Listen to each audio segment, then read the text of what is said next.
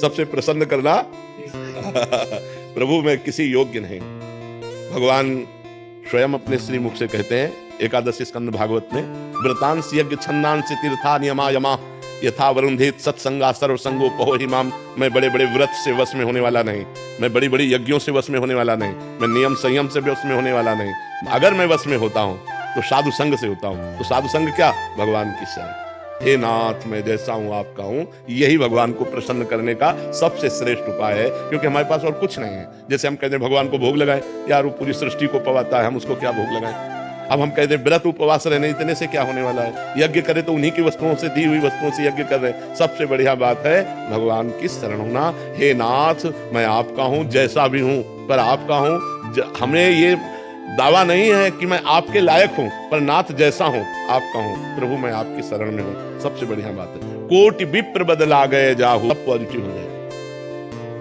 हाँ, हम जो कह रहे हैं नाम कीर्तन करो पहले। भगवान विष्णु का भी 1000 नाम कीर्तन है शास्त्र, लेकिन आधा घंटा कोई नाम कीर्तन करो जो नाम प्रिय हो आपको। हरे कृष्ण श्री राम जय जय, जो भी राधा राधा राधा, खूब जोर जोर से भगवान नाम कीर्तन करो और चलते फिरते नाम जप करो। फिर देख लो आप उसका परिणाम, फिर आप खुद अनुभव करें। लेकिन लंबे समय तक 2-4 दिन किया फिर पाप कर लिया, फिर 2-4 दिन किया पाप किया, वो बात नहीं है। पाप आचरण रोक करके लंबे समय तक करो तो तुम्हारे पाप नष्ट हो जाएंगे, सफलता हाथ लग जाएगी।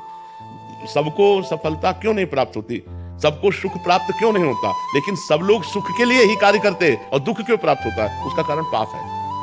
हम पाप कर्म वर्तमान में भी करते हैं और जो भूत में पाप कर्म किए हैं वो परिणाम में आ रहे हैं, इसलिए हम असफल हो रहे हैं, दुखी हो रहे हैं, चिंतित हो रहे हैं। नाम जप करो, बहुत आनंद प्राप्त होगा, बहुत आनंद। हम कह रहे हैं लोक परलोक के सब सुख आपको प्राप्त हो जाएंगे। आप डट के नाम जप तो करो।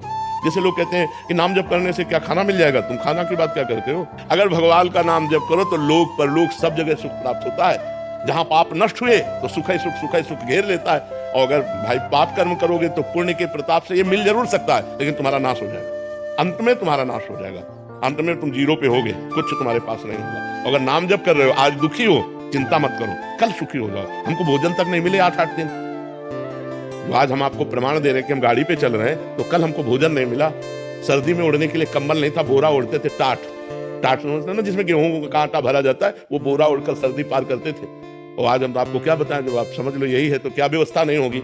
हर व्यवस्था है, राजा बाबू की तरह भगवान रख रहे हैं। तो कल जो था वो जो दुख में था उसमें हम धर्म को नहीं त्यागा, बड़ी कठिनाई से आगे बढ़ते रहे। तो आज वो बात आ गई जो लौकिक और पारलौकिक, ये तो सांसारिक सुख है, लेकिन भागवतिक सुख हम तुम्हें बता भी नहीं सकते कि कितना भगवान हमें आनंद देते हैं। इसलिए नाम जप करो, चिंता न करो, सफलता चरण चूमेगी यदि भगवान की शरण में हो और भगवान के आश्रित हो।